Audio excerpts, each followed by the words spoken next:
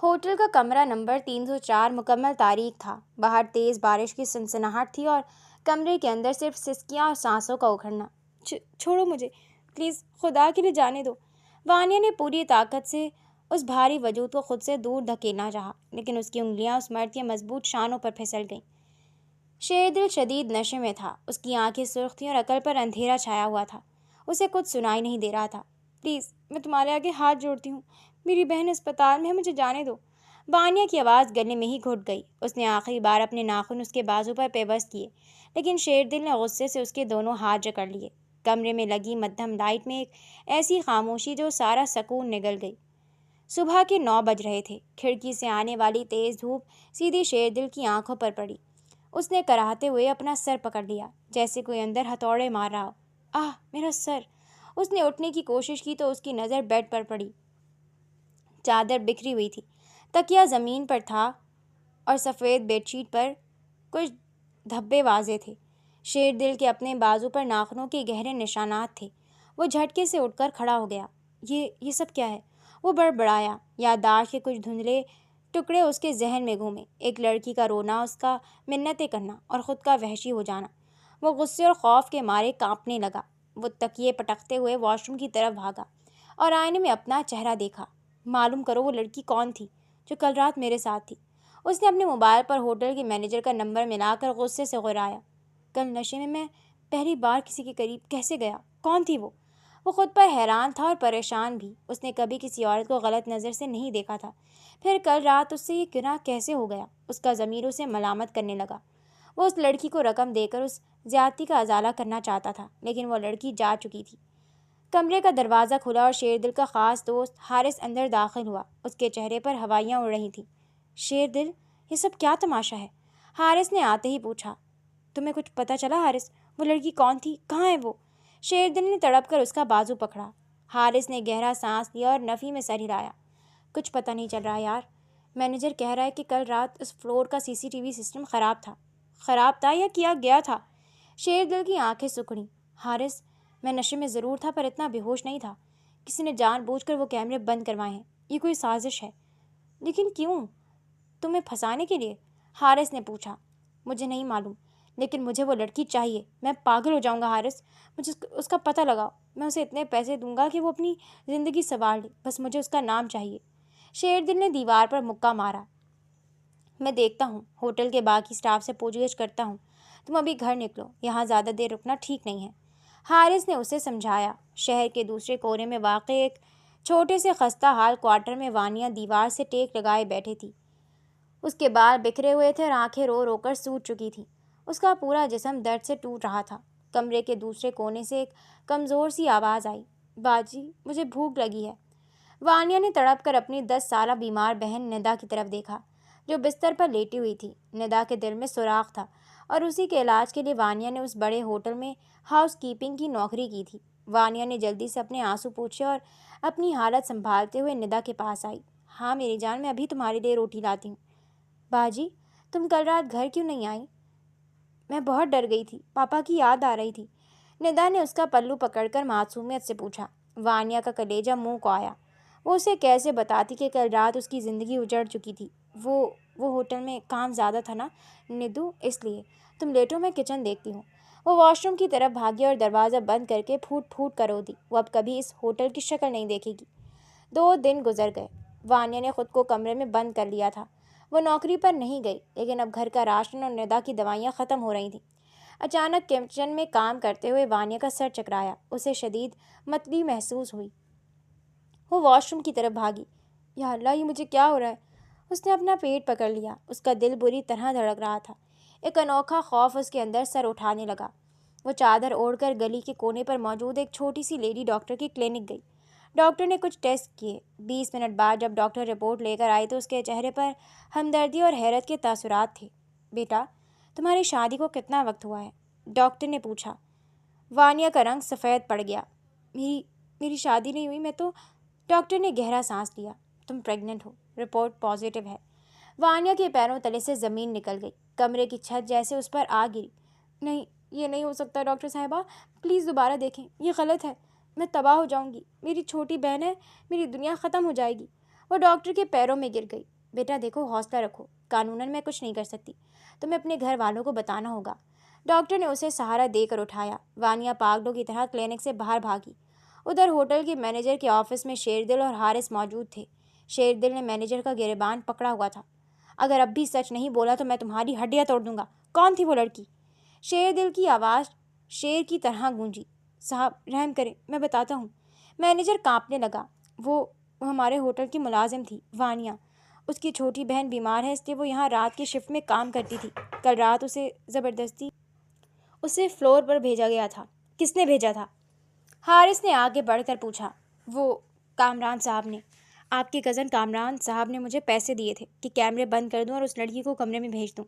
Manager نے روتے ہوئے سچ اگل دیا۔ شیردل کا ہاتھ ڈھیلا پڑ گیا اور وہ پیچھے ہٹا۔ کامران؟ اس نے میرے ساتھ یہ گیم کھیلی؟ اس کی آنکھوں میں خون اتر آیا۔ اسی وقت حارث کا فون بجا۔ حارث نے فون اٹھایا۔ دوسری طرف اس کا کوئی جاننے والا لیب اسسٹنٹ تھا۔ بات سنتے ہی حارث کے چہرے کا رنگ اڑ گیا۔ اس نے فون بند کیا اور شیردل کی طرف دیکھا۔ شیردل، پتہ چل گیا وہ لڑکی کہاں ہے؟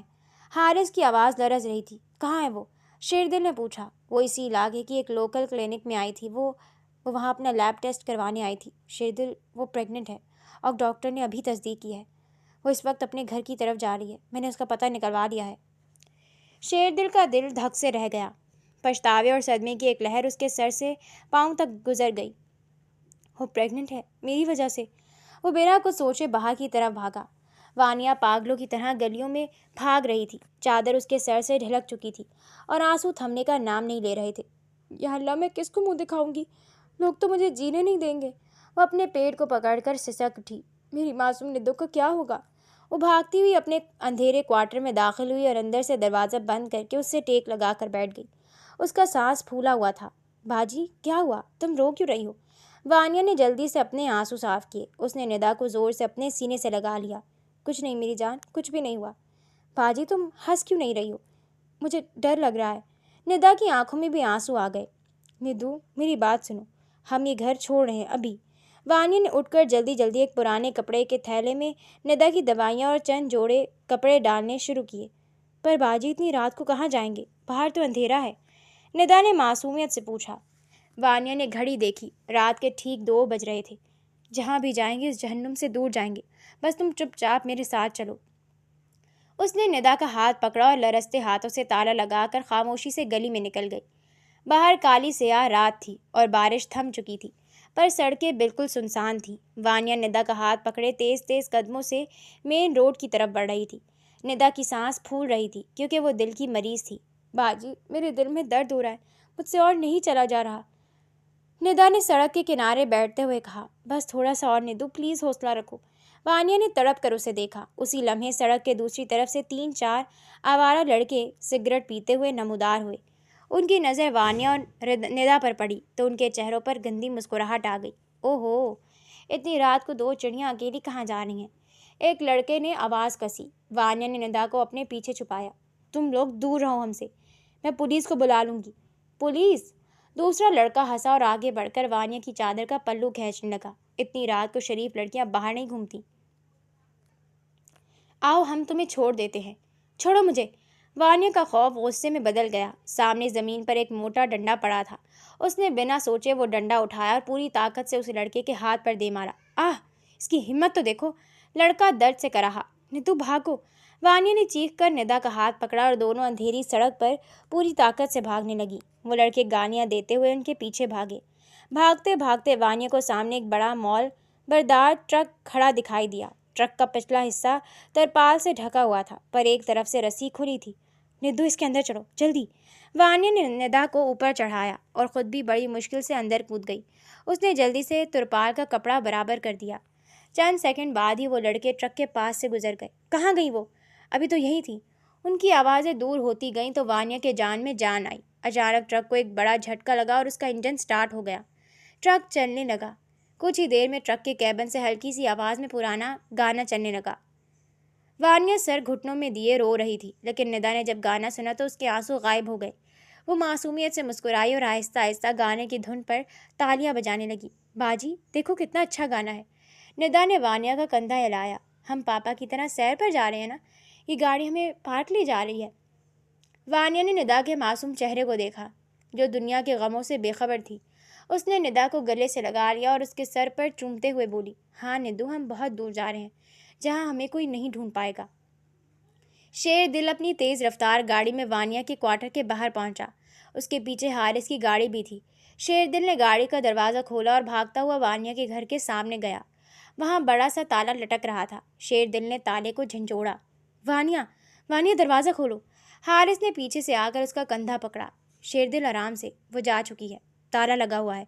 نہیں حارث، وہ کہاں جا سکتی ہے؟ اس کی بہن بیمار ہے، وہ اس حالت میں کہاں جائے گی؟ شیر دل کی آواز میں پہلی بار ایک عجیب سی تڑپ اور خوف تھا۔ میں نے اس کی زندگی برباد کر دی یار، وہ پہلے ہی مجبور تھی، اب تو وہ اس سے آگے بولا نہیں گیا۔ شیر دل، مینیجر نے بتایا تھا کہ وہ اسی شہر میں اکیلی رہتی تھی، اس کا کوئی رشتہ دار نہیں ہے، وہ ضرور بس اڈے یا ریلوے اسٹیشن گئی ہوگی۔ حارث نے دماغ لڑایا۔ تو چلو ڈھونڈو اسے، مجھے وہ لڑکی ہر قیمت پر چاہیے حارث، اگر اسے یا اس کے بچے کو کچھ ہوا تو میں خود کو کبھی معاف نہیں کر پاؤں گا۔ شیر دل نے گاڑی کے اسٹیئرنگ پر ہاتھ مارا اور گاڑی بس اڈے کی طرف دوڑا دی۔ صبح کے 5:30 ہو رہے تھے۔ آسمان پر ہلکی ہلکی روشنی پھیل رہی تھی۔ ٹرک ایک سنسان ہائی وے پر بنے چائے کے ہوٹل کے سامنے آ کر رک گیا۔ ٹرک کا انجن بند ہوا تو وانیہ کی آنکھ کھل گئی۔ ندا ٹرک میں پڑے کپڑوں کے بوروں پر سکون سے سو رہی تھی۔ باہر سے کسی کے بھاری قدموں کی آواز آئی۔ ٹرک کے پیچھے بندھی ترپال کی رسی کھلی اور ایک دم سے پورا کپڑا اوپر اٹھا لیا گیا۔ تیز روشنی وانیہ کی آنکھوں پر پڑی تو اس نے ڈر کر اپنے ہاتھ آگے کر لیے۔ سامنے ایک نوجوان کھڑا تھا جس نے رنگ برنگا کرتا پہنا ہوا تھا اور کندھے پر چادر تھی۔ وہ ٹرک کا ڈرائیور تھا۔ جیسے ہی اس کی نظر اندر بیٹھی وانیہ اور سوئی ہوئی ندا پر پڑی، اس کی آنکھیں حیرت سے پھیل گئیں اور اس کے ہاتھ سے کپڑا چھوٹ گیا۔ او تیری خیر، یہ کیا بلا ہے؟ ڈرائیور نے اپنے سر پر ہاتھ رکھا اور پیچھے ہٹا۔ اوہ جیدے، تیری رانی کے اندر پریاں کہاں سے اتر آئیں؟ وانیہ خوف سے کانپتے ہوئے ندا کے آگے ہو گئی اور اپنے تھیلے کو مضبوطی سے پکڑ لیا۔ پلیز ہمیں کچھ مت کہنا، ہم چور نہیں ہیں۔ ٹرک ڈرائیور جیدہ نے اپنی ریشمی چادر درست کی۔ وہ اپنے ٹرک کو پیار سے ہمیشہ رانی کہتا تھا اور آج اس کی رانی میں 2 سواریاں مفت کی بیٹھی تھیں۔ بس کچھ برے لوگ پیچھے لگے تھے تو جان بچانے کے لیے آپ کے ٹرک میں چڑھ گئے، ہم ابھی اتر جاتے ہیں۔ جیدے نے غور سے وانیہ کے سوجے ہوئے چہرے اور معصوم ندا کو دیکھا۔ اس کا دل پگھل گیا۔ ارے ارے بی بی، غصہ کیوں کرتی ہو؟ میں تو مذاق کر رہا تھا۔ جیدہ نام ہے میرا، اس ہائی وے پر بچہ بچہ مجھے جانتا ہے۔ تم لوگ اس حالت میں کہاں جاؤ گی؟ ہمیں نہیں معلوم، بس اس شہر سے دور جانا ہے۔ وانیہ نے گرتے ہوئے آنسو چھپائے۔ چلو جو بھی ہے، پہلے نیچے آؤ۔ میری ماں کہتی ہے سفر میں مسافر کو انکار نہیں کرتے، آؤ چائے پانی پیو۔ جیدے نے مروت سے ہاتھ آگے بڑھایا۔ وانیہ نے ہچکچاتے ہوئے ندا کو اٹھایا اور ٹرک سے نیچے اتری۔ ہائی وے کے اسی چائے والے ہوٹل کے ایک کونے میں جیدے نے ان دونوں کو بٹھایا اور خود گرما گرم چائے اور پراٹھے لے آیا۔ ندا نے جیسے ہی پراٹھا دیکھا اس کی آنکھیں چمک اٹھیں۔ واہ باجی، کتنی اچھی خوشبو ہے۔ وہ فوراً کھانے لگی۔ جیدہ پاس پڑی کرسی پر بیٹھ گیا اور اپنی مونچھوں کو تاؤ دیتے ہوئے بولا، ہاں نکی پری، کھاؤ کھاؤ۔ ویسے بی بی، تم دونوں اکیلی کہاں جا رہی ہو؟ تمہارا کوئی مرد ساتھ نہیں ہے؟ وانیہ کا نوالا حلق میں پھنس گیا۔ اس نے چائے کا گھونٹ بھرا اور نظریں جھکا لی۔ ہمارا کوئی نہیں ہے، اب ہم بالکل اکیلے ہیں۔ جیدے نے اس کی آنکھوں کا گہرا دکھ بھانپ لیا۔ کوئی بات نہیں بی بی، جیدہ زندہ ہے ابھی۔ میرا گاؤں یہاں سے آدھے گھنٹے کی دوری پر ہے۔ میری امی وہاں اکیلی ہوتی ہیں، تم لوگ چلو میرے ساتھ، جب تک کوئی بندوبست نہیں ہوتا وہاں رہنے نا۔ جیدے نے خلوص سے کہا۔ وانیہ کے پاس اور کوئی راستہ بھی نہیں تھا، اس نے خاموشی سے سر ہلا دیا۔ دوسری طرف لاہور شہر کے ایک پوش علاقے میں واقع ایک بنگلے کا دروازہ دھماکے سے کھلا۔ شیر دل غصے سے پاگل ہو رہا تھا۔ اس کے پیچھے حارث اسے روکنے کی کوشش کر رہا تھا۔ شیر دل، رک جاؤ یار، بات سنو، حارث چلایا۔ شیر دل نے کسی کی نہ سنی۔ وہ سیدھا ہال روم میں گیا جہاں اس کا کزن کامران صوفے پر بیٹھا آرام سے کافی پی رہا تھا۔ شیر دل نے آگے بڑھ کر کامران کے گریبان پکڑا اور اسے صوفے سے اٹھا کر دیوار کے ساتھ لگا دیا۔ اوئے کامران، تیری یہ ہمت! شیر دل کی آواز سے پورا ہال گونج اٹھا۔ کیا ہوا شیر دل بھائی، یہ کیا بدتمیزی ہے؟ چھوڑو مجھے۔ کامران نے خود کو چھڑانے کی کوشش کی پر شیر دل کی گرفت مضبوط تھی۔ بدتمیزی میں نے کی ہے یا تو نے؟ شیر دل نے اس کے چہرے پر زوردار مکہ مارا۔ کامران منہ کے بل زمین پر گرا۔ اس کے ہونٹ سے خون نکلنے لگا۔ ہوٹل کا CCTV کیمرہ تو نے بند کروایا؟ اس معصوم لڑکی وانیہ کو میرے کمرے میں تو نے بھیجا؟ بول، کیوں کیا یہ سب؟ کامران نے زمین پر بیٹھے بیٹھے کمینی مسکراہٹ دی اور اپنے منہ سے خون صاف کیا۔ क्यों किया? ताकि बड़े अब्बा को पता चले कि उनका लाडला बेटा कितना शरीफ है। जायदाद का अगला वारिस बनने चले थे ना तुम। अब जाओ ढूंढो उस लड़की को, वो तो तुम्हारे बच्चे की माँ बनने वाली है। शेरदिल का खून उबल पड़ा। उसने कामरान को दोबारा मारने के लिए हाथ उठाया, लेकिन हारिस ने उसे पीछे खींच लिया। शेरदिल बस करो, यही चाहता है कि तुम कोई कानून अपने हाथ में लो। हमें पहले वानिया को ढूंढना है। शेरदिल ने कामरान को वहीं छोड़ा और बाहर पार्किंग में खड़े होटल के उस मैनेजर के पास आया जिसे गार्ड्स ने गाड़ी में बंद किया हुआ था। शेरदिल ने गाड़ी का दरवाज़ा खोला। तुमने कहा था कि वो क्लिनिक गई थी, उसका कोई और पता है तुम्हारे पास? शेरदिल ने मैनेजर पर दबाव डाला। साहब सच कह रहा हूँ, मुझे बस इतना पता था कि वो अपनी बहन के इलाज के लिए तड़प रही थी। उसका कोई शनाख्ती कार्ड मेरे पास ऑफिस में पड़ा है, शायद उस पर उसका पुराना पता हो। मैनेजर ने कांपते हुए कहा। हारिस, होटल चलो फ़ौरन, मुझे इसका शनाख्ती कार्ड चाहिए। मुझे उसके गांव या रिश्तेदारों तक पहुंचना होगा। शेरदिल ने गाड़ी स्टार्ट की और तेज़ रफ्तारी से होटल की तरफ बढ़ गया। उसके दिल की धड़कनें तेज़ थीं। वो हर गुजरते लम्हे के साथ खुद को कसूरवार महसूस कर रहा था। उधर जेदा वानिया और निदा को अपने साथ अपने गांव के एक छोटे से पुरसकून मकान में ले आया। मकान मिट्टी का बना था पर साफ सुथरा था। अंदर जेदे की बूढ़ी माँ जायनमाज पर बैठी तस्बीह पढ़ रही थी। अम्मी जी, देखो मैं आपके लिए घर की रौनक लेकर आया हूँ। जेदे ने बाहर से ही आवाज़ लगाई। माँ ने तस्बीह रखी और बाहर आई। वानिया को चादर में लिपटे और निदा का हाथ पकड़े देखकर वो हैरान रह गई। जेदे पुत्र, ये कौन है? हाय रब्बा, ये तूने क्या किया जेदे? इतने सालों से तूने ये शादी छुपा रखी थी, ये इतनी बड़ी लड़कियां लेकर आ गया है। अरे नहीं अम्मी जी, मेरी बात तो सुनो। जेदे ने सफाई देने के लिए हाथ उठाए, पर माँ कहाँ सुनने वाली थी। उसने दालान में पड़ी अपनी पुरानी चप्पल उतारी और जेदे के पीछे भागी। खलो जा तू, मैं कहूँ ये लाहौर के चक्कर क्यों इतने लगते हैं? ये काली कमाई छुपा रखी थी तूने, मुझे बिना बताए ब्याह रचा लिया और अब 2 बच्चों का बाप बनकर आ गया है। उसने जेदे की पीठ पर चप्पल जड़ दी। ओए अम्मी जी, खुदा का खौफ करो, रानी की कसम मैं कंवारा हूँ।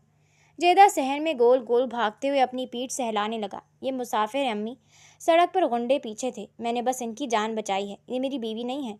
निदा ये सब देखकर अपनी बाजी का पल्लू पकड़कर जोर जोर से हंसने लगी, जबकि वानिया जो इतने दिनों से सदमे में थी, इस माहौल को देखकर उसके लबों पर भी एक सच्ची मुस्कुराहट आ गई। माँ ने चप्पल हाथ में पकड़े वहीं वानिया के मासूम चेहरे को देखा, फिर जेदे को घूर कर बोली, सच कह रहा है ना? अगर झूठ बोला तो इसी रानी के नीचे तुझे दे दूंगी। जेदे ने अपनी माँ को एक तरफ ले जाकर सारी बात बताई कि ये मुसाफिर हैं और सड़क पर कुछ गुंडे उनके पीछे लगे थे। माँ का दिल भर आया। वो वानिया के पास आई और उसके सर पर हाथ रखा। कोई बात नहीं दिए, ये तुम्हारा अपना घर है, यहाँ तुम बिल्कुल महफूज हो। वानिया ने राहत की सांस ली। जेदे की माँ ने उन्हें अंदर कमरे में बिठाया और आराम करने को कहा। वानिया बिस्तर पर बैठी तो निदा उसकी गोद में सर रखकर सो गई। दोपहर का वक्त था। वानिया किचन में जेदे की माँ की मदद करने के लिए उठी। जैसे ही वो चूल्हे के पास पहुंची, उसे अचानक गोश्त की बू से शदीद मतली हुई। उसने अपना मुंह हाथ से बंद किया और बाहर सहन की तरफ भागी। वो सहन के कोने में बैठकर उल्टियाँ करने लगी। उसकी हालत बहुत ख़राब हो रही थी। जेदे की माँ फौरन पानी का ग्लास लेकर उसके पीछे आई और उसकी पीठ थपथपाने लगी। जब वानिया थोड़ा संभली तो जेदे की माँ ने उसके चेहरे को गौर से देखा। उसकी तजर्बाकार आंखों ने सब समझ लिया था। माँ के चेहरे की नरमी गायब हो गई और एक संजीदगी सी आ गई। उसने पानी का ग्लास वानिया को दिया और धीमी पर सख्त आवाज़ में पूछा, लड़की सच सच बता, तू कंवारी नहीं है? ये तुझे क्या हो रहा है? वानिया के हाथ से पानी का ग्लास छूटकर ज़मीन पर गिर गया और वो खौफ से पत्थर की हो गई। उसका राज खुल चुका था। वो जेदे की माँ के पैरों में बैठ गई और रो रो कर अपने साथ होने वाली रात की कहानी सुना दी। अम्मी जी, मेरा कोई कसूर नहीं था, मैं तो अपनी बीमार बहन के इलाज के लिए वहाँ काम करती थी। उस वहशी ने मेरी ज़िंदगी बर्बाद कर दी। वानिया सिसक उठी। जेदे की माँ की आंखों में आंसू आ गए। उसने वानिया को उठाकर गले से लगा लिया। हाय मेरी मजलूम बच्ची, तूने इतना बड़ा दुख अपने अंदर छुपा रखा था। कोई बात नहीं, अब हम तुम्हारा साथ देंगे। जेदा जो किचन के दरवाजे पर खड़ा चाय पी रहा था, उसके चेहरे से भी शरारत गायब हो गई। उसने मुठियाँ बेच लीं। बीबी, जिसने भी तुम्हारे साथ ये जुल्म किया वो इंसान कहलाने के लायक नहीं है। अगले दिन सुबह का वक्त था। गांव के उस छोटे से कच्चे मकान के बाहर अचानक 2 काली महंगी गाड़ियां आकर रुकीं। शेरदिल गाड़ी से उतरा। उसके चेहरे पर थकन, गुस्सा और पछतावा वाज़े था। हारिस और 2 गार्ड्स उसके पीछे थे। जेदा बाहर लकड़ियां काट रहा था। इतनी बड़ी गाड़ियां देखकर वो कुल्हाड़ी हाथ में लिए आगे बढ़ा। ओ भाई, कौन हो तुम लोग और यहाँ किसको ढूंढ रहे हो? شیر دل نے اسے نظر انداز کیا اور سیدھا گھر کے لکڑی کے دروازے کی طرف بڑھا۔ اس نے جیسے ہی دروازہ کھولا، سامنے صحن میں وانیہ کھڑی تھی۔ وانیہ کی نظر جیسے ہی شیر دل پر پڑی، اس کا پورا وجود خوف سے کانپنے لگا۔ اس کے ذہن میں اس اندھیری رات کی چیخیں اور شیر دل کا وحشی چہرہ گھوم گیا۔ وہ گھبرا کر 4 قدم پیچھے ہٹی۔ تم یہاں کیوں آئے ہو؟ دور رہو مجھ سے۔ شیر دل اس کی معصومیت اور خوف دیکھ کر وہیں ٹھہر سا گیا۔ اس کا سارا غرور مٹی میں مل چکا تھا۔ وانیہ، میری بات سنو، میں یہاں لڑنے نہیں آیا۔ جیدہ کلہاڑی تان کر شیر دل کے آگے آ کھڑا ہوا۔ اوے صاحبزادے، پیچھے ہٹ، لڑکی کہہ رہی ہے دور رہو، سنائی نہیں دیتا کیا؟ گارڈز نے جیدے کو پیچھے دھکیلنا چاہا، پر جیدہ اڑ گیا۔ ہاتھ مت لگانا، یہ جیدے کا گھر ہے، لاہور کا ہوٹل نہیں۔ شیر دل نے گارڈز کو اشارے سے روکا اور وانیہ کی طرف دیکھ کر انتہائی نرمی اور لرزتی ہوئی آواز میں بولا، وانیہ، مجھے اپنی غلطی کا احساس ہے۔ میں جانتا ہوں میں نے جو کیا اس کا کوئی بدل نہیں ہے، لیکن میں اس کا ازالہ کرنا چاہتا ہوں۔ میں تمہیں رقم دینا چاہتا ہوں، تمہاری بہن کا بہترین ہسپتال میں علاج کرواؤں گا، بس تم میرے ساتھ شہر چلو۔ وانیہ نے زمین پر پڑا لکڑی کا ایک ٹکڑا اٹھایا اور شیر دل کے سامنے پھینکا۔ رقم؟ تم امیر لوگ سمجھتے ہو کہ ہر چیز کی قیمت ہوتی ہے؟ تم پیسوں سے میری عزت اور میری برباد زندگی واپس خرید سکتے ہو۔ مجھے تمہاری کوئی رقم نہیں چاہیے، دور ہو جاؤ میری زندگی سے، ورنہ میں خودکشی کر لوں گی۔ شیر دل کا دل بیٹھ گیا۔ وہ کچھ اور کہنے ہی والا تھا کہ جیدے کی ماں باہر آ گئی اور غصے سے بولی، بڑے صاحب، نکل جاؤ یہاں سے، اس سے پہلے کہ میں پورے گاؤں کو اکٹھا کر لوں۔ شیر دل بے بسی سے پیچھے ہٹا، لیکن اس نے جاتے جاتے حارث سے کہا، حارث، گارڈز کو یہیں چھوڑو، یہ لڑکی اس حالت میں اکیلی نہیں رہ سکتی، اس پر 24 گھنٹے نظر ہونی چاہیے۔ شیر دل جب لاہور واپس پہنچا تو اسے معلوم ہوا کہ اس کے کزن کامران نے ایک نئی چال چل دی ہے۔ کامران نے میڈیا اور خاندان میں یہ بات پھیلا دی تھی کہ شیر دل نے قریب ہوٹل ملازمہ کی عزت خراب کی ہے۔ شیر دل کے والد، جو ایک بڑے بزنس مین اور عزت دار انسان تھے، غصے سے پاگل ہو رہے تھے۔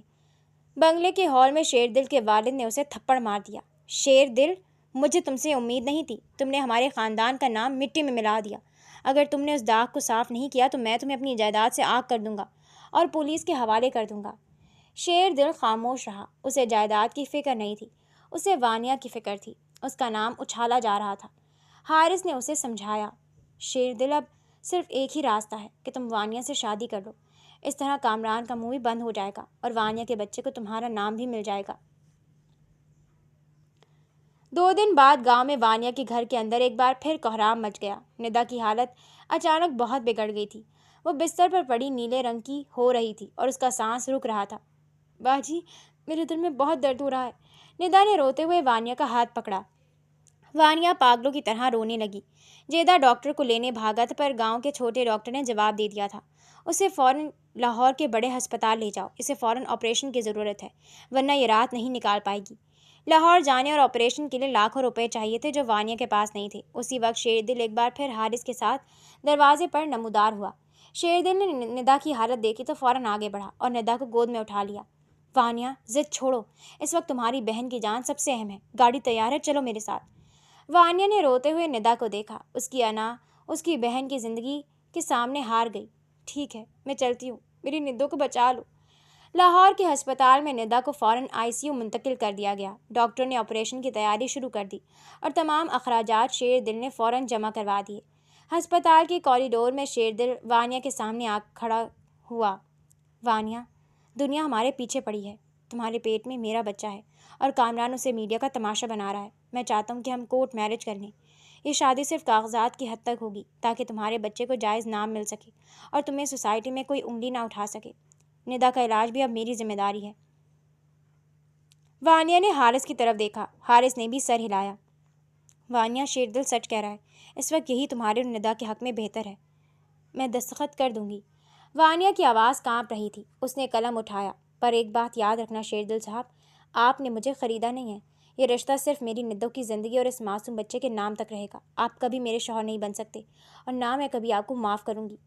شیر دل نے گہرا سانس لیا۔ اس کی آنکھوں میں پشیمانی صاف نظر آ رہی تھی۔ میں جانتا ہوں وانیہ، میں اپنی غلطی کبھی مٹا نہیں سکتا، پر میں صرف اس داغ کو دھونا چاہتا ہوں۔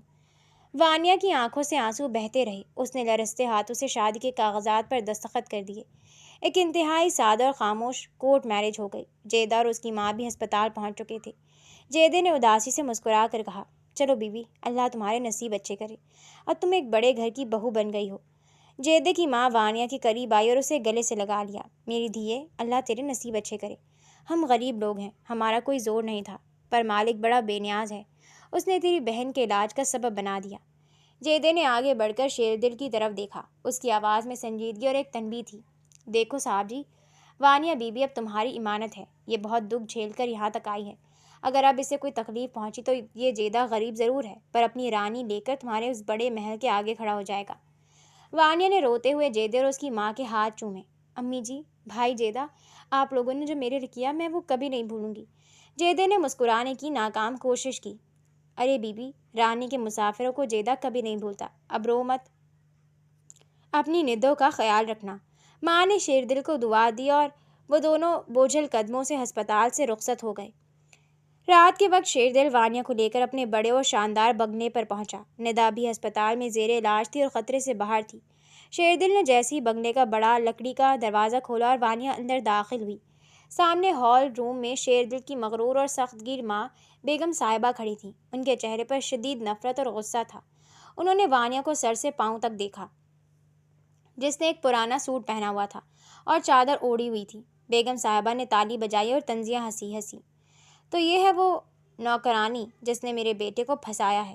شیر دل، تم اس 2 کی ہاؤس کیپنگ والی لڑکی کو میرے گھر لے کر آئے ہو۔ یاد رکھنا، میں اس نوکرانی کو اس گھر کی بہو کبھی نہیں مانوں گی۔ یہ میرے ملازموں کے برابر رہنے کے لائق بھی نہیں ہے۔ وانیہ نے شرمندگی اور دکھ سے اپنی نظریں جھکا لی اور اس کے ہاتھ لرزنے لگے۔ امی بس کر دے، شیر دل کی آواز ہال میں گونجی۔ اس کا چہرہ غصے سے لال ہو چکا تھا۔ وانیہ اس گھر کی بہو ہے اور میری بیوی ہے، آپ اس سے اس لہجے میں بات نہیں کر سکتی۔ بیوی؟ بیگم صاحبہ نے نفرت سے تھوکا۔ ایک نوکرانی، ایک ملازمہ جس نے جائیداد کے چکر میں تمہیں اپنے جال میں پھنسایا، وہ میری بہو بنے گی؟ شیر دل، تم اندھے ہو چکے ہو۔ وانیہ نے ہمت کر کے سر اٹھایا اور سیدھا بیگم صاحبہ کی آنکھوں میں دیکھا۔ بیگم صاحبہ، آپ کے بیٹے کے پاس دولت ہوگی، محل ہوگا، لیکن میرے لیے آپ کا یہ بیٹا صرف ایک گنہگار ہے جس نے میری زندگی برباد کی۔ میں یہاں آپ کے محل کی ملکہ بننے نہیں آئی، نہ مجھے آپ کی دولت چاہیے۔ میں صرف اپنے اس بچے کے حق کے لیے آئی ہوں جس کی زندگی کا فیصلہ آپ کے اس شریف بیٹے نے اس اندھیری رات میں کیا تھا۔ بیگم صاحبہ کا منہ کھلے کا کھلا رہ گیا۔ شیر دل، اسے میرے سامنے سے ہٹاؤ، ورنہ میں کوئی تماشا کھڑا کر دوں گی۔ بیگم صاحبہ نے غصے سے پیر پٹکا اور اپنے کمرے کی طرف چلی گئی۔ شیر دل نے ایک گہرا سانس لیا اور وانیہ کی طرف دیکھا۔ چلو میں تمہیں تمہارا کمرہ دکھاتا ہوں۔ مجھے راستے مت دکھائیں شیر دل صاحب، بس یہ بتا دیں کہ مجھے کہاں رہنا ہے۔ شیر دل اسے اوپری منزل کے ایک دور افتادہ پرسکون کمرے میں لے گیا۔ کمرہ بڑا اور آرام دہ تھا، لیکن وانیہ کے لیے کسی قید خانے سے کم نہیں تھا۔ تم یہاں آرام کرو، ندا ہسپتال میں ٹھیک ہے، حارث وہاں موجود ہے، صبح میں خود تمہیں ہسپتال لے کر جاؤں گا، شیر دل نے نرمی سے کہا اور کمرے سے باہر نکلنے لگا۔ شیر دل صاحب، وانیہ نے اسے پکارا۔ شیر دل رک گیا۔ دروازہ باہر سے بند مت کیجیے گا، مجھے بند کمروں اور اندھیرے سے خوف آتا ہے۔ شیر دل کا دل کٹ کر رہ گیا۔ اسے یاد آیا کہ اسی رات کمرہ نمبر 304 بھی مکمل اندھیرا تھا اور اس نے وانیہ کو لاک کر دیا تھا۔ اس نے بنا کچھ کہے سر ہلایا اور باہر نکل گیا۔ اگلی صبح شیر دل اور وانیہ ہسپتال پہنچے۔ ندا کا آپریشن کامیاب ہو چکا تھا اور وہ ہوش میں تھی۔ جیسے ہی ندا نے وانیہ کو دیکھا، اس کے چہرے پر مسکراہٹ آ گئی۔ باجی دیکھو، میرا اب دل زور سے نہیں دھڑک رہا، ڈاکٹر انکل کہہ رہے تھے کہ اب میں بھی گلی کے بچوں کی طرح بھاگ سکوں گی، ندا نے کمزور آواز میں کہا۔ وانیہ نے اس کا ہاتھ چوما، رو پڑی۔ ہاں میری جان، تم بالکل ٹھیک ہو جاؤ گی۔ اسی وقت حارث ہسپتال کے کمرے میں داخل ہوا۔ اس کے چہرے پر شدید پریشانی تھی۔ اس نے شیر دل کو اشارے سے باہر بلایا۔ وانیہ نے یہ دیکھ لیا اور اس کے دل میں ایک نامعلوم خوف بیٹھ گیا۔ باہر کوریڈور میں حارث نے شیر دل کا بازو پکڑا۔ شیر دل، بہت بڑی گڑبڑ ہو گئی ہے۔ کیا ہوا حارث؟ شیر دل نے پوچھا۔ کامران نے میڈیا پر تمہاری اور وانیہ کی کورٹ میرج کی خبریں لیک کر دی ہیں، لیکن اس نے کہانی بدل دی ہے۔ وہ کہہ رہا ہے کہ تم نے اس غریب لڑکی کو پیسوں کے زور پر خریدا ہے تاکہ تم پر کیس نہ بنے۔ میڈیا والے ہسپتال کے باہر پہنچ رہے ہیں اور تمہارے والد کا فون آیا تھا، وہ شدید غصے میں ہیں اور انہوں نے پولیس کو الرٹ کر دیا ہے، حارث نے تیزی سے بتایا۔ شیر دل نے غصے سے دیوار پر مکہ مارا۔ یہ کامران باز نہیں آئے گا، میں اسے چھوڑوں گا نہیں۔ شیر دل، ابھی کامران کو چھوڑو، مسئلہ یہ ہے کہ پولیس ہسپتال آ رہی ہے وانیہ کا بیان ریکارڈ کرنے۔ اگر وانیہ نے پولیس کے سامنے سچ بول دیا کہ تم نے اس کے ساتھ غلط کیا تھا تو تمہیں جیل جانے سے کوئی نہیں بچا سکتا۔ حارث نے حقیقت بیان کی۔ شیر دل خاموش ہو گیا۔ وہ جانتا تھا کہ قانوناً وہ مجرم تھا، اس نے کوریڈور کے شیشے سے اندر دیکھا جہاں وانیا معصومیت سے ندا کا سر دبا رہی تھی۔ کچھ ہی دیر میں 2 پولیس افسران ہسپتال کے کمرے میں داخل ہوئے۔ ان کے ساتھ شیردل کے والد کے وکیل بھی تھے۔ وانیا بی بی؟ انسپکٹر نے پوچھا۔ وانیا چونک گئی اور کھڑی ہو گئی۔ شیردل اور حارث بھی کمرے میں آ گئے۔ جی میں ہوں، وانیا نے لرزتی آواز میں کہا۔ ہمیں اطلاع ملی ہے کہ ہوٹل کے کمرہ نمبر 304 میں آپ کے ساتھ غلط ہوا تھا اور شیردل صاحب نے آپ کو ڈرا دھمکا کر شادی کی ہے۔ کیا یہ سچ ہے؟ آپ اپنا بیان درج کروائیں، ہم قانون کے مطابق کارروائی کریں گے، انسپکٹر نے ڈائری کھولتے ہوئے کہا۔ کمرے میں موت کا سا سناٹا چھا گیا۔ شیردل نے اپنی نظریں جھکا لیں۔ وہ جانتا تھا کہ اس کے گناہوں کا حساب تھا اور وہ جیل جانے کے لیے تیار تھا۔ حارث نے بھی دل تھام لیا۔ وانیا نے ایک نظر شیردل پر ڈالی جس کا سر جھکا ہوا تھا، پھر اس نے بستر پر لیٹی اپنی معصوم بہن ندا کو دیکھا جس کا لاکھوں کا آپریشن اسی شخص کی وجہ سے ممکن ہوا تھا۔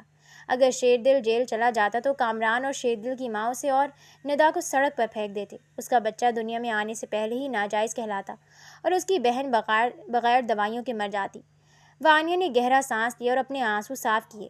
نہیں، یہ سب جھوٹ ہے۔ شیردل نے جھٹکے سے سر اٹھا کر وانیا کو دیکھا۔ اس کی آنکھوں میں یقین اور حیرت کا سمندر تھا۔ کیا مطلب؟ انسپکٹر نے پوچھا۔ مطلب کہ یہ جو میڈیا پر چل رہا ہے وہ جھوٹ ہے۔ شیردل میرے شوہر ہیں، ہم ایک دوسرے کو پسند کرتے تھے اور ہم نے اپنی مرضی سے شادی کی ہے، میرے ساتھ کوئی زبردستی نہیں ہوئی۔ وانیا نے مضبوط آواز میں جھوٹ بولا۔ اپنے ضمیر کو مار کر اس نے اپنی بہن اور اپنے ہونے والے بچے کے مستقبل کا سودا کر لیا تھا۔ انسپکٹر نے شیردل کو دیکھا، پھر وانیا کو۔ ٹھیک ہے بی بی، اگر آپ کا یہی بیان ہے تو ہم کیس بند کر رہے ہیں۔ پولیس کے جانے کے بعد شیردل وانیا کے قریب آیا۔ اس کی آنکھیں نم تھیں۔ وانیا، تم نے مجھے بچا لیا۔ کیوں؟ میں تو اس سزا کا حقدار تھا۔ وانیا نے نفرت سے اپنا چہرہ دوسری طرف کر لیا۔ میں نے آپ کو نہیں بچایا شیردل صاحب، میں نے اپنی بہن کی زندگی اور اپنے پیٹ میں پلنے والے اس معصوم بچے کا نام بچایا ہے۔ اگر آپ جیل چلے جاتے تو آپ کا کشن نما کزن ہمیں زندہ چبا جاتا۔ آپ میرے لیے آج بھی وہی مجرم ہیں، بس اب آپ ایک آزاد مجرم ہیں۔ شیردل کے پاس اس بات کا کوئی جواب نہیں تھا۔ 3 دن بعد ندا کو ہسپتال سے ڈسچارج کر دیا گیا تھا اور شیردل ان دونوں کو لے کر اپنے بنگلے پر پہنچا۔ بیگم صاحبہ ہال میں موجود تھیں۔ ان کے ساتھ کامران بھی بیٹھا ہوا تھا جو اپنی شکست پر اندر ہی اندر کڑ رہا تھا۔ تو آ گئی سچی سوتری، کامران نے طنزیہ مسکراہٹ کے ساتھ کہا۔ بیان تو بڑا اچھا دیا پولیس کو، کتنے پیسے ملے اس جھوٹ کے؟ شیردل آگے بڑھا لیکن وانیا نے اس کا ہاتھ پکڑ کر روک دیا۔ وانیا خود کامران کے سامنے جا کر کھڑی ہو گئی۔ کامران صاحب، آپ نے ہوٹل کے مینیجر کو پیسے دے کر جو کھیل کھیلا تھا نا، اس کی فائل میرے پاس محفوظ ہے۔ اگر میں نے منہ کھولا تو شیردل صاحب تو میاں بیوی کے معاملے میں بچ جائیں گے، لیکن آپ سازش اور بلیک میلنگ کے کیس میں اندر جائیں گے، اس لیے بہتر ہوگا کہ اپنی زبان کو لگام دے کر رکھیں۔ وانیا کی اس دھمکی نے کامران کے چہرے کے رنگ اڑا دیے۔ وہ سمجھ رہا تھا کہ وانیا ایک سیدھی سادی غریب لڑکی ہے، لیکن وہ یہ بھول گیا تھا کہ حالات انسان کو پتھر بنا دیتے ہیں۔ بیگم صاحبہ نے غصے سے کہا، تم میرے بھانجے کو دھمکی دے رہی ہو؟ میں صرف سچ بتا رہی ہوں بیگم صاحبہ۔ اب چونکہ میں اس گھر کی قانونی بہو ہوں تو مجھے میرا اور میری بہن کا کمرہ بتا دیجیے، وانیا نے بغیر کسی خوف کے کہا۔ بیگم صاحبہ نے غصے سے ملازم کو آواز دی، رحمت، ان دونوں کو پیچھے والے کوارٹر میں شفٹ کرو، یہ اس عالیشان بنگلے کے اندر نہیں رہیں گی۔ امی، یہ کیا کہہ رہی ہیں آپ؟ شیردل چلایا، اگر یہ اس گھر میں رہے گی تو میں زہر کھا لوں گی شیردل، فیصلہ تمہارا ہے۔ بیگم صاحبہ نے آخری پتہ کھیلا۔ وانیا نے شیردل کو دیکھا۔ مجھے کوئی اعتراض نہیں ہے شیردل صاحب، میرے لیے وہ کوارٹر آپ کے اس محل سے 1000 گنا بہتر ہے جہاں کی ہوا میں صرف نفرت ہے۔ وانیا ندا کا ہاتھ پکڑ کر ملازم کے پیچھے چل پڑی۔ کوارٹر چھوٹا تھا لیکن بنگلے کے ہال سے زیادہ پرسکون تھا۔ رات کے 2 بج رہے تھے، پورے بنگلے میں اندھیرا تھا۔ وانیا کوارٹر کے صحن میں بیٹھی آسمان کو دیکھ رہی تھی کہ اچانک بنگلے کے اندر سے کسی کے چیخنے کی آواز آئی، بچاؤ، کوئی ہے؟ شیردل، بچاؤ! یہ بیگم صاحبہ کی آواز تھی جو شدید خوفزدہ لگ رہی تھی۔ وانیا چونک کر کھڑی ہو گئی۔ وہ بھاگتی ہوئی بنگلے کے پچھلے دروازے سے اندر داخل ہوئی۔ ہال میں اندھیرا تھا لیکن بیگم صاحبہ کے کمرے سے روشنی آ رہی تھی۔ وانیا جیسے ہی کمرے کے دروازے پر پہنچی اس کے پیروں تلے سے زمین نکل گئی۔ کمرے میں بیگم صاحبہ زمین پر گری ہوئی تھی اور ان کا پورا جسم شل ہو چکا تھا۔ وہ فالج کے اٹیک کی وجہ سے بولنے سے قاصر تھیں اور صرف ان کی آنکھیں خوف سے پھٹی ہوئی تھیں۔ لیکن سب سے ہولناک منظر یہ تھا کہ کامران ان کے بیڈ کے پاس کھڑا تھا اور اس کے ہاتھ میں جائیداد کے وہ کاغذات تھے جن پر بیگم صاحبہ کے انگوٹھے کے نشانات تازہ سیاہی سے چمک رہے تھے۔ کامران نے مڑ کر وانیہ کو دیکھا اور اس کے چہرے پر ایک وحشیانہ اور کمینی مسکراہٹ ابھر آئی۔ اوہ، تو تم آ گئی، ہاؤس کیپنگ والی۔ کامران نے ہاتھ میں پکڑا ہوا ایک انجیکشن زمین پر پھینکتے ہوئے کہا، جو اس نے بیگم صاحبہ کو دیا تھا تاکہ ان پر فالج کا اٹیک سچا لگے۔ اب دیکھو میں اگلا کھیل کیا کھیلتا ہوں۔ وانیہ نے چیخنے کے لیے منہ کھولا ہی تھا کہ کامران نے تیزی سے آگے بڑھ کر اس کا گلا دبوچ لیا اور اسے دیوار کے ساتھ لگا دیا۔ کامران نے وانیہ کا گلا پوری طاقت سے دبا رکھا تھا اور وانیہ کا سانس رک رہا تھا۔ اس نے اپنی آخری طاقت جمع کی اور پاس پڑے شیشے کے گلدان پر ہاتھ مارا۔ گلدان زمین پر گرا اور زوردار دھماکے سے ٹوٹ گیا۔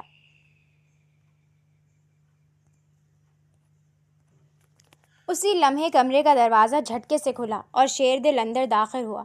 سامنے کا منظر دیکھ کر اس کی آنکھوں میں خون اتر آیا۔ کامران! شیردل نے شیر کی طرح دباؤ ڈالا اور آگے بڑھ کر کامران کو وانیہ سے دور پھینکا۔ کامران زمین پر گرا تو شیردل نے اس پر مکوں کی برسات کر دی۔ شیردل، بیگم صاحبہ کو دیکھیں، انہیں کامران نے کوئی انجیکشن دیا ہے۔ وانیہ نے کھانستے ہوئے بیڈ کی طرف اشارہ کیا۔ شیردل نے تڑپ کر اپنی ماں کو دیکھا، جن کا آدھا چہرہ لٹک چکا تھا اور وہ بے بسی سے رو رہی تھیں۔ شیردل نے فوراً حارث کو فون ملایا۔ حارث، فوراً ایمبولینس لے کر گھر آؤ، کامران نے امی پر حملہ کیا ہے۔ کامران نے زمین سے اٹھ کر بھاگنے کی کوشش کی، لیکن شیردل نے اس کی ٹانگ پکڑ کر اسے دوبارہ نیچے گرایا۔ تم اب جیل جاؤ گے کامران، تمہارا یہ کھیل یہیں ختم ہوتا ہے۔ 2 دن بعد ہسپتال کے پرائیویٹ روم میں بیگم صاحبہ ہوش میں تھیں، لیکن ان کا پورا دایاں حصہ مفلوج ہو چکا تھا اور وہ بول نہیں پا رہی تھیں۔ ڈاکٹروں کو کہنا تھا کہ انہیں ٹھیک ہونے میں مہینوں لگیں گے۔ وانیہ ان کے سرہانے بیٹھی چمچ سے انہیں سوپ پلا رہی تھی۔ بیگم صاحبہ کی آنکھوں سے مسلسل آنسو بہہ رہے تھے۔ وہ اسی لڑکی کے ہاتھ سے کھانا کھا رہی تھی جسے انہوں نے 2 ٹکے کی نوکرانی کہا تھا۔ ان کا اپنا بھانجا کامران، جسے وہ جائیداد دینا چاہتی تھی، اب پولیس کی حراست میں تھا۔ بیگم صاحبہ غصہ مت کریں، سوپ پی لیں، آپ جلدی ٹھیک ہو جائیں گی، وانیہ نے نرمی سے ان کے آنسو پوچھتے ہوئے کہا۔ شیردل دروازے پر کھڑا یہ سب دیکھ رہا تھا۔ وہ کمرے میں داخل ہوا اور اپنی ماں کے پاس آیا۔ امی، وانیہ نے آپ کو بچایا، اگر یہ اس رات وہاں نہ پہنچتی تو کامران آپ کو جان سے مار دیتا۔ بیگم صاحبہ کے دل کی نفرت ہمیشہ کے لیے ختم ہو چکی تھی۔ 6 مہینے گزر گئے، حالات بالکل بدل چکے تھے۔ بیگم صاحبہ اب کافی حد تک ٹھیک ہو چکی تھیں اور وہ اب وانیہ کو اپنی سچی بہو اور بیٹی مانتی تھی۔ ندا کا اسکول میں ایڈمیشن ہو چکا تھا اور وہ اب بالکل تندرست تھی۔ وانیہ کے پیٹ میں اب اس کا بچہ نمایاں ہو رہا تھا۔ شیردل نے ان مہینوں میں وانیہ کا ہر ممکن خیال رکھا تھا۔ وہ اس کے لیے ہر وہ چیز لاتا جو اسے پسند تھی، لیکن وانیہ کے دل پر لگا ہوا پرانا زخم اب بھی باقی تھا۔ وہ شیردل سے بات تو کرتی تھی، لیکن اس رشتے کو دل سے قبول نہیں کر پا رہی تھی۔ ایک شام شیردل کمرے میں آیا اور وانیہ کے سامنے 2 ٹکٹیں رکھ دیں۔ یہ کیا ہے؟ وانیہ نے پوچھا۔ یہ ہمارے ہنی مون کے ٹکٹ ہیں، ہم گھومنے جا رہے ہیں، شیردل نے مسکرا کر کہا۔ وانیہ نے طنز سے دیکھا۔ ہنی مون؟ شیردل صاحب، آپ شاید بھول رہے ہیں کہ ہماری شادی کن حالات میں ہوئی تھی۔ میں کچھ نہیں بھولا وانیہ، لیکن میں جانتا ہوں کہ تمہیں کس جگہ جا کر سب سے زیادہ خوشی ملے گی۔ ہم جیدے بھائی کے گاؤں جا رہے ہیں، شیردل نے نرمی سے کہا۔ جیدے اور اس کی ماں کا نام سن کر وانیہ کے چہرے پر ایک سچی اور خوبصورت مسکراہٹ آ گئی۔ سچ؟ ہم گاؤں جا رہے ہیں؟ ہاں، کل صبح ہی نکلیں گے۔ شیردل اس کی مسکراہٹ دیکھ کر نہال ہو گیا۔ اگلے دن دوپہر کے وقت شیردل کی مہنگی گاڑی جیدے کے کچے مکان کے باہر آ کر رکی۔ گاؤں کا ماحول انتہائی خوبصورت تھا، چاروں طرف ہریالی تھی اور ٹھنڈی ہوا چل رہی تھی۔ جیسے ہی گاڑی رکی، جیدہ باہر دوڑ آیا۔ اوہ تیری خیر، بی بی آ گئی، صاحب جی بھی ساتھ ہیں۔ وانیہ گاڑی سے اتری تو جیدے کی ماں اندر سے بھاگتی ہوئی آئی اور وانیہ کو گلے سے لگا لیا۔ میرے دھی، تو کیسی ہے؟ دیکھو تو کتنی پیاری لگ رہی ہے۔ میں بالکل ٹھیک ہوں امی جی۔ وانیہ کی آنکھوں میں خوشی کے آنسو تھے۔ شیردل نے گاڑی کی ڈگی سے تحائف کے بڑے بڑے ڈبے نکالے۔ جیدے نے چونک کر دیکھا۔ اوہ صاحب جی، یہ اتنے بڑے بڑے ڈبے، یہ کیا ہماری رانی کے لیے نئے ٹائر لائے ہو؟ نہیں جیدے بھائی، یہ آپ کے لیے اور امی جی کے لیے کپڑے اور مٹھائیاں ہیں، شیردل نے ہنس کر کہا۔ ارے واہ، جیدے کی تو لاٹری نکل آئی۔ جیدے نے اپنی مونچھوں کو تاؤ دیا تو سب ہنس پڑے۔ شام کے وقت صحن میں چارپائیاں بچھائی گئی تھیں۔ جیدے کی ماں نے کچن میں دیسی گھی کے پراٹھے اور ساگ بنایا تھا، جس کی خوشبو پورے گھر میں پھیلی ہوئی تھی۔ اچانک دالان سے جیدے کی چیخنے کی آواز آئی۔ اوئی امی جی، خدا کا خوف کرو، مہمان بیٹھے ہیں، میری عزت کا کچرا مت کرو۔ سب نے مڑ کر دیکھا تو جیدے کی ماں ہاتھ میں جھاڑو لیے جیدے کے پیچھے بھاگ رہی تھی اور جیدہ صحن میں گول گول چکر کاٹ رہا تھا۔ کھلو جا تو جیدیا، میں تجھے آج نہیں چھوڑوں گی، ماں نے غصے سے کہا۔ بڑا آیا عزت والا، مہمانوں کے سامنے تو بڑا نواب بنا ہوا ہے، پر کچن سے دیسی گھی کا پورا ڈبہ غائب کر کے اپنی رانی کے انجن میں ڈال دیا تو نے۔ ارے امی جی، رانی کا انجن جام ہو رہا تھا، میں نے تو بس تھوڑا سا مالش کیا اس کا۔ جیدہ اپنی پیٹھ سہلاتے ہوئے بولا، دیسی گھی سے گاڑی مکھن کی طرح چلتی ہے۔ میں تجھے مکھن یاد دلاتی ہوں ابھی۔ ماں نے جھاڑو جیدے کی پیٹھ پر جڑ دیا۔ یہ منظر دیکھ کر شیردل اور وانیہ اپنی ہنسی نہیں روک سکے۔ وانیہ تو ہنستے ہنستے دوہری ہو گئی اور شیردل اسے اتنے مہینوں بعد اس طرح کھلکھلا کر ہنستا دیکھ کر اچنبے میں رہ گیا۔ رات کے وقت جب پورا گاؤں سو گیا، وانیہ صحن میں اکیلی کھڑی ٹھنڈی ہوا کا لطف لے رہی تھی۔ شیردل آہستہ سے اس کے پیچھے آ کر کھڑا ہو گیا۔ وانیہ، اس نے دھیمی آواز میں پکارا۔ وانیہ نے مڑ کر اسے دیکھا۔ اس بار اس کی آنکھوں میں وہ پرانی نفرت نہیں تھی۔ میں جانتا ہوں کہ ماضی بدلا نہیں جا سکتا، لیکن میں اپنی پوری زندگی تمہاری اور ہمارے بچے کی خوشیوں کے نام کرنا چاہتا ہوں۔ کیا تم مجھے ایک موقع دو گی؟ کیا تم مجھے دل سے اپنا شوہر قبول کرو گی؟ شیردل نے انتہائی خلوص سے اس کا ہاتھ اپنے ہاتھوں میں لیا۔ وانیہ نے آسمان کے چمکتے تاروں کو دیکھا، پھر جیدے کے اس پرسکون گھر کو جہاں سے اس کی نئی زندگی کا سفر شروع ہوا تھا۔ اس نے شیردل کی پشیمان اور سچی آنکھوں میں دیکھا۔ اس کا دل پگھل چکا تھا، کیونکہ شیردل نے واقعی اپنے گناہ کا ازالہ کر دیا تھا اور اس کی بہن اور بچے کو ایک نئی زندگی دی تھی۔ وانیہ نے آہستہ سے اپنا دوسرا ہاتھ بھی شیردل کے